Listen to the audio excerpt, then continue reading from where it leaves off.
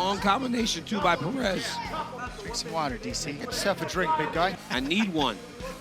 I'm not just a professional. I'm the Michael Jordan of commentary. That's somebody on Twitter. I'd say Charles. I said it's like the flu game. Oh, my goodness.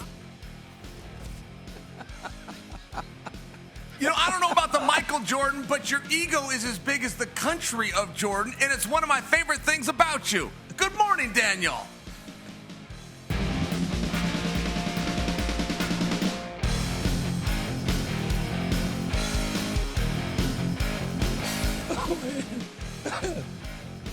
Oh, man.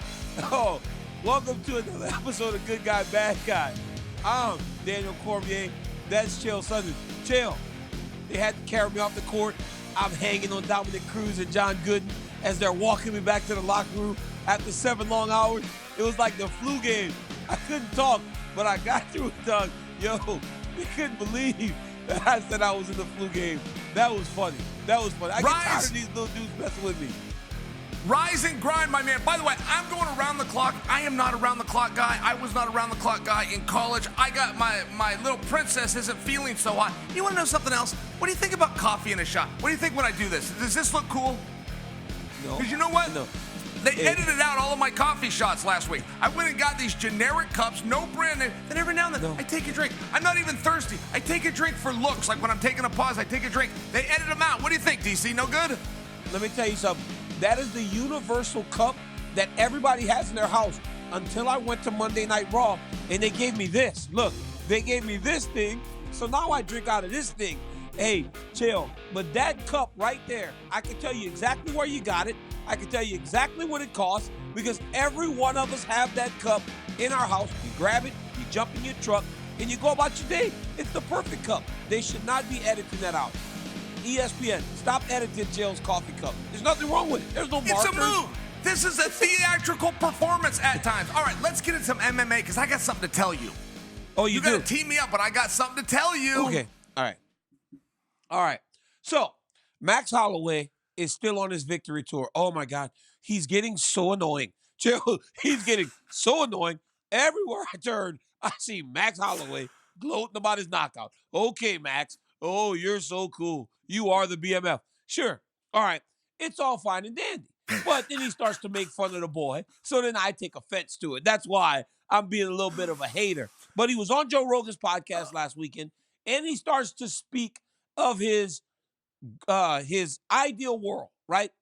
Fight for the 145-pound title, then go back up to 155 and fight whoever is holding the championship there.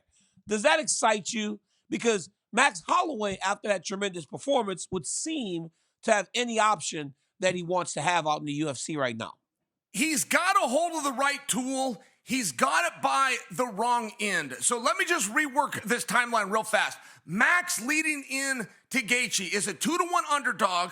He had confidence in himself, and every time he spoke, he said, I'm going to win this belt, but I'm going back to 145. Even Islam's looking around just a little bit and saying, hey, do you want my opinion first? Do you want me to call you out? You want to do a little back and forth? Like, Max was dead set on featherweight. Now, the reason I tell you that, there wasn't a better idea for Ilia Topuria. As a matter of fact, Ilia Topuria was so without an opponent, if you will, that he was kind of thinking about Sean O'Malley because he had no other options. As soon as Max wins, sure enough, Max is going to take all that fame. He's going to slide down. Go ahead. Chael. That's one thing that's not on the rundown, but that's something I've been dying to ask you. You said Ilya was looking at Sean O'Malley because he doesn't have anybody else, but he does. He's got guys. I don't understand what Ilia Topuria is doing, Chael. I don't get when you're telling Max you won't fight him, Ortega you won't fight him, you're not fighting Volkanovski in a rematch. You're turning out all these guys. Who would he fight in his division if he doesn't want to fight any of these guys, Chael, when he ain't fighting Evloev, right? Would you fight Evloev right now? He's down in the rankings. He's undefeated Russian dude and only wants to wrestle. He ain't, your boy's not riding hot anymore. The Arnold Allen is not riding hot anymore. He got beat. Aljamain Sterling didn't look great in his featherweight debut. There really is no one, but he's batting everybody off like he has a ton of options. I don't get it. I don't get what he's doing. I love what you just said because it was actually my next step in the timeline, which is As soon as Max wins this, Topuria tells him no. Topuria tells him, I'm not that interested. As a matter of fact, Max, not only have you had 3 shots here and you failed, and I stopped the guy that stopped you, I've got more interest in Brian Ortega, unless, of course, you are willing to put up the BMF belt. Now, that is actually what I want to discuss, because that is what Max revealed to Joe Rogan. He said, I'll do it and I'll put it up. And DC, I just want to offer you this. Dana White in the UFC has a problem, and they need to address it, and it is the BMF belt, and that has caught fire in a way that they did not expect, and we've got to get some parameters around it. I would tell you this. You know what I'd like for Max to say, and I realize this is just belly-hoo here, but hear me out. I want Max to say, you know what, Ilya? I'm going to come down to 145. You said if I don't put my belt up, you're going to fight Brian Ortega. I'm going to come to 45, and I'm going to offer that same belt to Brian Ortega. Make Brian Ortega publicly choose. Does he want the featherweight title opportunity, or does he want the BMF? And I only tell you that because I think the BMF is a lot bigger than the UFC is aware, and I'm not sure Brian Ortega doesn't go after it instead. Here's the problem. Here's the problem with the BMF title. It's grown to a point now where it's so popular only because, Chael, and this is, I loved the idea when it was happening, but I also recognize it could become a problem because now you had championship level fighters fighting for it. When Jorge Masvidal fought Nate Diaz the first time, it didn't seem like those guys were in title contention, right? Masvidal actually turned into a championship opportunity for Masvidal, but that was only because Kamaru Usman's original opponent at the time fell out of the title fight. So Correct. Masvidal ended up being the guy that stepped in on short notice. You remember the whole flying overseas in a private plane, stopping to get pizza in Italy. It was a cool deal that made George Masvidal a big-time star. But when you start putting guys like Justin Gaethje, who was the number 1 contender at the time, against Dustin Poirier, who was also one of the top lightweights in the world, had just fought for a title recently, and then they fight. And then you say, okay, now we deal with Max Holloway and Justin Gaethje, and they fight. Now you got these guys that are all hanging around the championship, and when they become BMF title championship or title holder, now they have something that makes them even more valuable than just their resume. Their resume says you are a title contender. But then when you have that championship belt, now it's more than that. So now Max has options in 2 weight classes because of it. That's not a bad thing for Max Holloway. I don't think it's a bad thing for the UFC. I just think that now, what happens if Max Holloway wins the featherweight championship? Now he's got the BMF title and the UFC championship. Or Ilia Topuria. You can't have it be title versus title because it's not that way in all the weight classes. It's a belt that is defended between 145 and 155. Originally it was at 170. It moved, Chael. How often does a belt move without the champion getting beat for the belt? The belt was just moved down a weight class because Masvidal didn't fight anymore. So it's not sustainable to keep it in that realm with those guys. It needs to be a belt that guys are fighting for that are fun, but not really wrapped into the championship picture. I don't That's mind my that. thought. Daniel, I love what you're saying, but let me ask you something and personalize this. So Max had the 45-pound title, just as you had the 205-pound title. Max now has a title at 155 pounds that technically he could go to 170, he could go to 158 and a half. I mean, he has a little bit of options here. Would have you chosen to go back down? I mean, if you were to choose, what is it about that 45-pound belt? And I understood when it was Volkanovski. I understood when Max did not want to run and have success elsewhere, but it's not Volkanovski now. He's got no grievance with Ilia Topuria. He's about to have one, but he doesn't have one. Would you stay up or would you go down? So I had the option, right? When I was the heavyweight and the light heavyweight champion, I had the option to go back down to fight at 205 or stay up at heavyweight. I chose to stay up at heavyweight because I knew how difficult it was to cut the weight. I knew how hard it was to get down there. Again, especially after I had spent 5 years, Chael, 5 years, I believe, making 205 and had forgotten what it felt like to go all the way back down there. I recognized that on days I didn't want to get up at 6 a.m. to do anything extra, I didn't have to because I could just pick the work up at 12, just do a little bit more. Whereas when I was cutting weight, I had to put workout on top of workout on top of workout to make sure that I was burning enough calories. I had no desire to do that. I didn't want to go back through the pain Sure. of getting back down there, especially when I turned 40 years old. I was like, there's no Right. way. I just come off back surgery. I'm 40. I'd rather fight the heavier guy instead of putting my body through that. Max Holloway's still young. He's been around for a long time, but he's still in his early 30s. So the weight still comes off of Max. And I believe that his pride tells him that he's the featherweight champion of the world. Because if you remember, before Volkanovski's reign, we were all starting to universally call Max Holloway the best featherweight of all time. And I don't know that he's ready to let that crown or that honor or that the way we speak of him go. I think that matters to him. And he also recognizes in legacy, Chael, it's much easier to go back to 45, win the belt back, and we start going, well, Sure. it's the greatest featherweight of all time, regardless of what happened against Volkanovski, then going up to 55, having to beat Islam, having to beat all these other big guys and start a new run that will then lead to us going, well, I think this guy might be better than BJ Penn ever was at 155, or Habib Nurmagomedov. Who is the greatest lightweight of all time in your opinion? I don't even know because it's been so difficult to hold on to that championship. It would be Khabib. Khabib was the most dominant fighter of all time. But My Daniel, thoughts. I actually, if I can just shift on you, because I wanted to ask you something else, which is about Gaethje, because he made some comments as well. Gaethje said, I want you to hear this because he's right. Gaethje's right. Listen to what he said. My opportunity to get a title shot, there's a little more distance between it now, but it's not impossible. In fact, I just beat Dustin, and Dustin's getting one. That's all true. I'm not predicting for you that Justin is going to get one, but I will predict for you that there is still some very big matches in his future if he starts to align things properly. I love the idea of Gaethje versus Conor. They had a little back and forth. Actually, the sweepstakes for Conor McGregor ended up falling on Chandler, but they almost went to Gaethje. Just to remind you, what are your thoughts on Gaethje right now? You know, I spoke to Dustin Poirier, Chael, for my YouTube channel before he fought in Miami, and I asked him, I said, what do you think about you in terms of the title picture? Well, he said, I am always one great win from fighting for a belt. He goes out and knocks out Benoit Saint-Denis. Islam doesn't have an opponent. Bang, insert Dustin Poirier. It always works. And I believe that Justin Gaethje is in the same situation. Justin Gaethje is one win away from ultimately standing across the octagon from the champion because he's that popular, he's been that important, and all of the things that he's accomplished since he got to the UFC. Now, I was jokingly saying that Max had been on his victory tour, right? And he's everywhere. But we had not heard from Justin Gaethje until very recently. And he started to reflect on the loss. And the one thing that stood out to me that I love as a buddy of Justin's is he said he's taking time, Chael. Most people will want to get right back in there.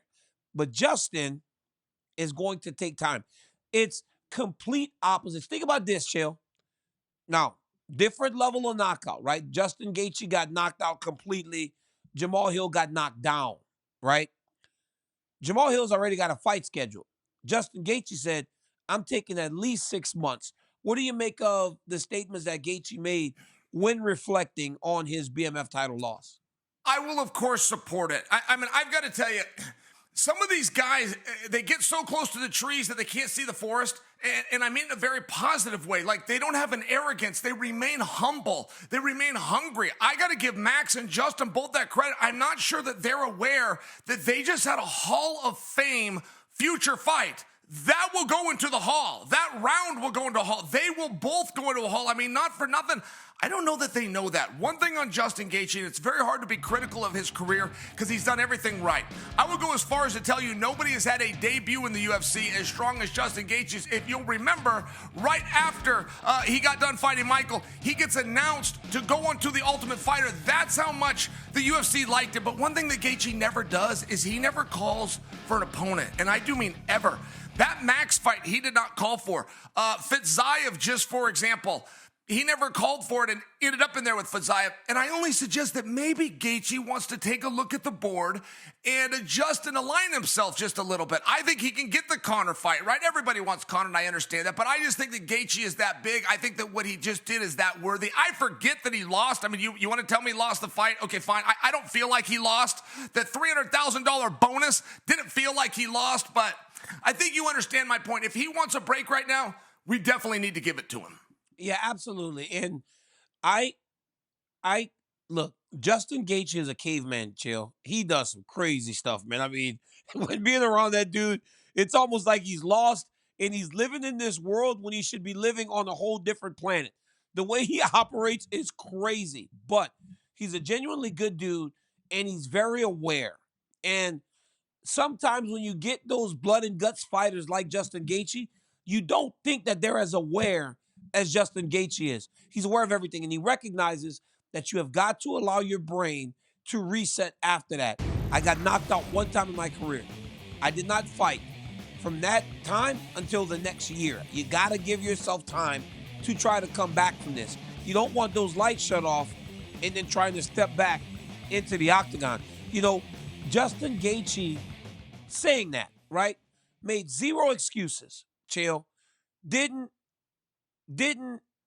say he felt bad going to the octagon, didn't say this went wrong. He tipped the cap to Max.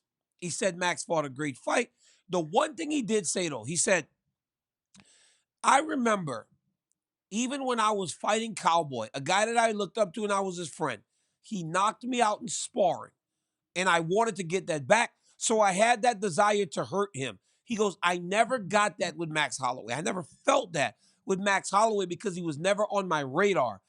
He said, I needed to make him a bigger threat going into the fight. Then I may have been able to compete better. Is that a real thing, Chael, where if you and I were to fight, I never viewed you as an opponent because you're at the weight below me. You were my buddy from college wrestling. You were Chael Sonnen, but I never looked at you as a guy that would fight. But Chael, I didn't do that with Dan Henderson either. But when we got into the octagon, my fight or flight was so great that I just fought him in the way that I fought him.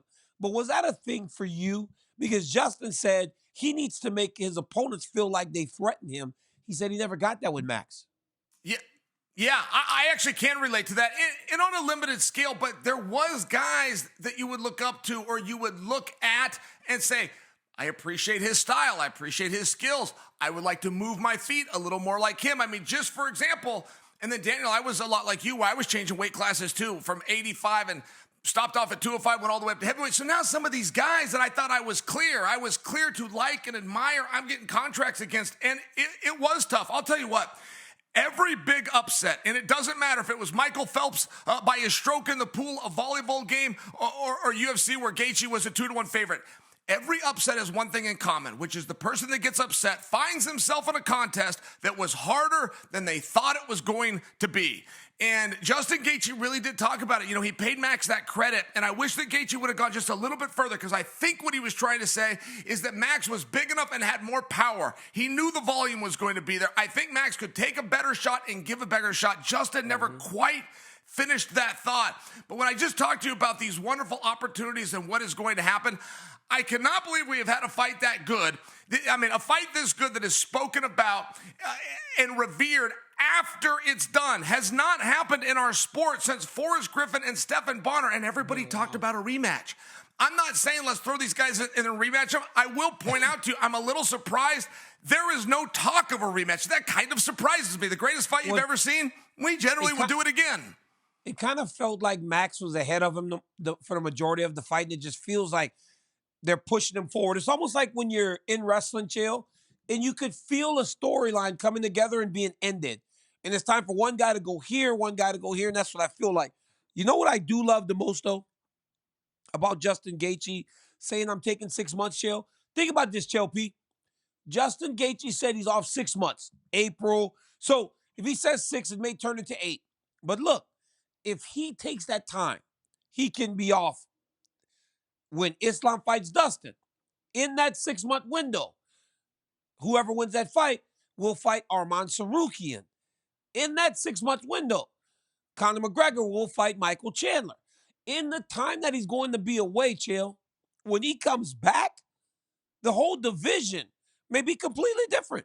It may be a time where, because in that time also, Fazier's probably going to be back. Mateus Gamrot is probably going to fight again.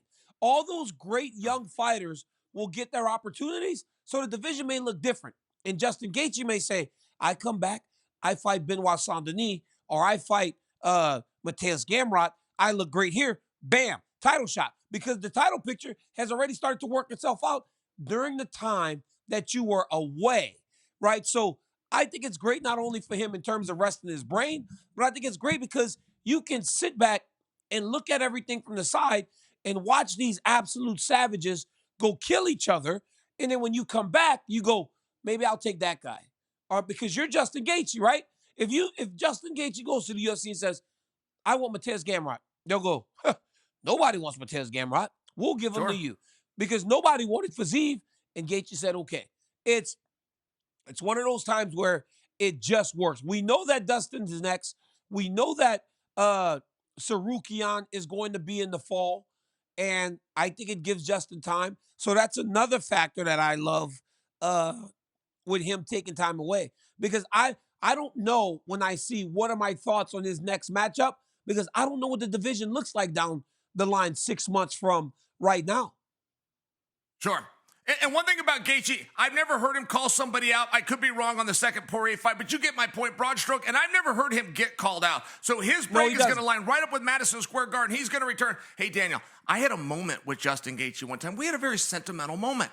There used to be an organization called the World Series of Fighting, and I was their commentator. Justin Gaethje was their champion. So this is before the world knew who Gaethje was. I'm sitting there and watching, man. He was about the most excited guy I've ever seen fight. Years later, my light was diminishing and dimming, and his was starting to brighten. And I saw him at the World MMA Awards. I was hosting it. We were in the bathroom, and he stops me as I'm drying my hands, and he stops me, and he says, hey, remember in the World Series of Fighting, remember when you used to commentate my fights? And I said, yeah, Justin, yeah. I know he's about to give me a nice compliment. He says, yeah, I remember that too. I said, thank you, Justin, and I walked out the door. But he tried to have a moment with me. He tried, and it's the thought that counts, right? I don't know where he was planning to go with that, but he was planning to say so. He was shining me up somewhere, at least in his heart. He doesn't have that. Like he's a killer. I'm telling you, bro. I went to a restaurant with him in Miami because I lost money to him on the golf course. He ate so much A5 Wagyu, I had a $1,500 bill, and he wouldn't put his credit card down because he said that I never pay him once he beats me on the golf course. He ate more Chael than I had seen in a long time, and he's a savage. I mean, he looks like he's a caveman. The blood's dripping off of his face. It's barely cooked. The dude's absolutely insane, and I love him for it. I love Max too, man. So I give Max a hard time, but Max is my boy, man. We had a conversation the other day with all of his subscribers because they were like, DC was mad that Justin got knocked out. No, like we talked about, you just feel the horror in how bad the knockout was. But, Chael, I go to Brazil this weekend. You work Brazil this weekend. And it's a great fight card to the people that know. But we know that UFC 302, UFC 303, and down the line, all those stars start to come back. But the biggest star, Conor McGregor, is on the verge of coming back against Michael Chandler, finally. So you start to know when it's real when you start hearing from the teams. And Conor McGregor's coach had some things to say about the Michael Chandler fight. He said, I said this from the start. I see similarities from the Mendes fight. I'd be surprised if it goes 2 rounds. Conor hits too hard. He's too sharp. Is there going to be scrappiness? Maybe a few takedowns and stuff. Maybe. But every round starts on the feet. And his ability to get back there is underestimated.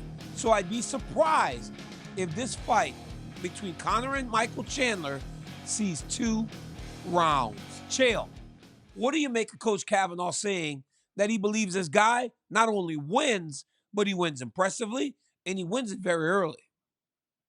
Well, I will tell you this. Coach Kavanaugh does not have a history of bluffing. He's always very straight. Look, I think that Conor McGregor is the better fighter. I think Conor McGregor is quicker. He's a little bit longer. He's got a much more awkward style. Chandler is more straightforward. But I don't know that I can say that Conor McGregor is a better competitor. I really don't know that I can say that. I don't know that he's got his eye on the ball and he's got the eye of the tiger. Now, it is one of those things where it's a little bit of speculation, right? A guy returning from a layoff is very hard, particularly to go into 5 rounds. A guy returning with a leg injury and going into 5 rounds. And Daniel, I'll steal an example that you gave for us about 3 weeks ago, but was Chris Weidman talking about when he returned against Brad Tavares, that it was 3 rounds, and you were glad that it was 3 rounds, that 5 would have been too much. I mean, I just tell you, there's just so many questions out there. If I go back to Coach Kavanaugh, and this was for a different fight, it was about 2 years ago, but he said about Conor McGregor, if I am going to train him and he's going to come back to this gym, before that happens, we're going to sit down in private and he is going to tell me why. Why is he coming back? Why does he want to do this? I am not going to put him in there and go through this process just because it's what he's used to doing. And I only offer you that because Coach Kavanaugh has a history of being very straight. And I am wondering what he's seeing. I'm curious if Conor's getting some of that size down, some of that speed's coming back. Pretty big compliment from Coach Kavanaugh. So does it have to be then? Does it have to be an early knockout? Because we wonder if he can go the entirety of the fight. Because I will tell you this much, Chris Weidman looked much better in the last fight opposed to the first fight back because of the uncertainty, because of the fear of the kicks. Here's the thing, and I had a phone call with Michael Chandler the other day. God, I love Michael Chandler. He understands the business. He understands that when we talk about him or we have to critique him or we talk about, you're talking about him. Chael, guys, stop getting mad when Chael or I make a YouTube video. Stop getting mad when Chael and I are on our show talking about you on ESPN. Stop getting mad. You're getting talked about. That is what Michael Chandler gets. Regardless if it's good or bad, he's getting talked about and it's in the news. You're making statements about him. So I'm speaking to Mike the other day, and he told me the idea that I am the right fight for Conor McGregor builds intrigue, Chael. He goes, it builds intrigue. He said it'll make more eyes watch because they think they can see a vintage Conor McGregor performance. But on that night, when they come expecting the Conor of old, the guy that knocked out Aldo, the guy that looked so good against Eddie Alvarez, they will see Michael Chandler just demolishing them. And I will show them that the times have changed and I will be a bigger star than I've ever been. That is, hey, he gets it. That right there, Chael, tells me how much Mike gets it. Yeah, come to see Conor. Come to hope that this is the ideal matchup for him. And when you show up, I'm going to smash him. I love that. I love that from Michael Chandler. And I love that he recognizes the opportunity that he is on the doorstep of with this guy coming back from the injury. In regards to Coach Kavanaugh, I believe it. I believe he thinks this guy looks like that. But I also know that everybody thought Conor was going to be able to compete against Floyd Mayweather. He did pretty good. Everybody thought that he would be able to compete against Khabib. He did pretty good. They don't lie. But I just don't know how much you're protecting him in the training room because it can be false. It can be very false, Chael, because I remember 2 years ago, my best little wrestler, Daniel Zepeda, broke his arm 9 weeks before the state tournament. He wanted to wrestle. He had a surgery. He wanted to wrestle. He came to practice, Chael, and for the whole postseason, he looked really good because the kids weren't as good. And his teammates were protecting him in practice. They weren't chopping at his arm. They weren't really doing any damage to the arm. But when we got to the state tournament, a kid grabbed it and tried to put it on his back. I had to throw in the towel and stop the matches. So how much are they protecting Conor and his leg in the training room to allow him to look that good opposed to what Mike's going to try to do when they're locked in the octagon? Yeah, it's a speed issue. And Daniel, and all of our listeners have heard this, and it's more true with boxing than MMA, but when somebody gets knocked out, they're not the same. They're not the same in their next performance. The reason for that isn't that their chin goes, as I've heard many announcers say. It's because they second guess themselves. Every piece of offense that you do, every time you extend an arm to attack your opponent, that's when you're open and susceptible to get hit back, and all of a sudden you turn into a little bit of a deer in the headlights. Daniel, that's just with a knockout. This is an injury that I cannot relate to. This is an injury that Conor McGregor is dealing with. I had one conversation with Anderson Silva, who had a very similar injury. And he was very gracious, but he just said, I wasn't the same when I came back. I told myself I was, but I couldn't quite train the same. He was a big running guy, Anderson Silva. He couldn't get the running in the gym, and it was one of the ways that he built his confidence. And he just shared this with me just recently. About 8 months ago, I saw Anderson, had lunch with him, might surprise you. I didn't know that. And to understand what Conor McGregor's up against, to find out that Conor tried to get this to be a 3-round fight, I think that he's very aware of what he's got going on. And I only say that to you, not to diminish Conor, is to let you know when you talk about that Coach Kavanaugh said he's going to stop him in 2. Yes, he's going to have to stop him in 2. I do not believe that Conor McGregor could go a decision 25 minutes and get his hand raised. You know, those injuries, Chael, the big ones, they change you. Because once my back went out and I did that surgery, I should have walked away. You know, Conor knows, just like I knew going into those last 2 fights with Miocic, we all know. But like you said, you're so used to doing something. You have to have your coach go to you and say, I'm not going to let you do something because this is what you're used to doing. I'm going to let you do this because I know you can do it at the level that you want to. Granted, the athlete may not listen because I didn't listen. I know that my coaches were like, DC, you're not able to work like you used to. I'm like, but I want to fight. I want to fight. I want to fight. The money's too good. Everything's too great right now. Those injuries change you. And with time, especially with that one that Conor had, confidence will grow with time after doing the action in live action, fighting, kicking. Because, dude, Weidman threw that kick the other day. Sure. 30 times. He threw it 30 times. When in the first time back, he couldn't throw it at all. But one thing that saves him also is that Mike is not a big kicker. Mike is a guy that does his hands with his boxing. So that also plays to Conor's benefit. Chael, we've always said we would do fan questions, right? Before we go, we'll do a quick fan question because I don't want to promise fans things and take it from them. So let's get a fan question. I understand, this is from Derek Dubrovny. He goes, I understand that there's a lot that goes into preparing for and sanctioning a fight, and therefore a lot of reasons that a fight can get canceled. But what was it specifically that prevented you two from fighting each other? I mean, who would have won? First off, Chael, part of the reason was we were in different weight classes, right? We were in different weight classes almost the entirety of our careers. I was a heavyweight. You were an 85-pounder. When I was at 205, you were still an 85-pounder. But, yeah, other than that, I would have kicked your ass. And I will tell you, I'll answer Derek's question because Daniel was being a little bit nicer. We never talk about practice room stories. I just did a podcast with Jay Glazer, and Jay Glazer was telling the story of when you and I sparred in his gym, and you gave me a front teep, which for somebody that might not know, it's where you pick your foot up and you just kick the guy straight on in the body. And he sent me across the room, and Daniel and I were supposed to go 3 rounds. He jumps on top of me and he's pounding me. Then after 2 rounds, the coaches go, you guys are done. You guys are going a little bit too hard. So who would have won? I guess who knows? Who won that day in Glazer's gym? I'd say Daniel Cormier won. This dude, Chael Sonnen, you like to give me props. At some point, you're going to hit me and it's going to hurt a lot because you prop me up. This is classic star building. You build them up, then you punch them in the stomach. Just know, Chael, I see you coming. I see you coming. The setup has been started. Guys, catch Chael and I every Monday and Thursday, wherever you get your podcast. Find us on YouTube, ESPN Plus, and ESPN2. Don't miss the good guy and the bad guy twice a week, everywhere you get your podcast. Until next time, guys, for Chael Sonnen, I'm Daniel Cormier. We'll catch you on the next one. Peace.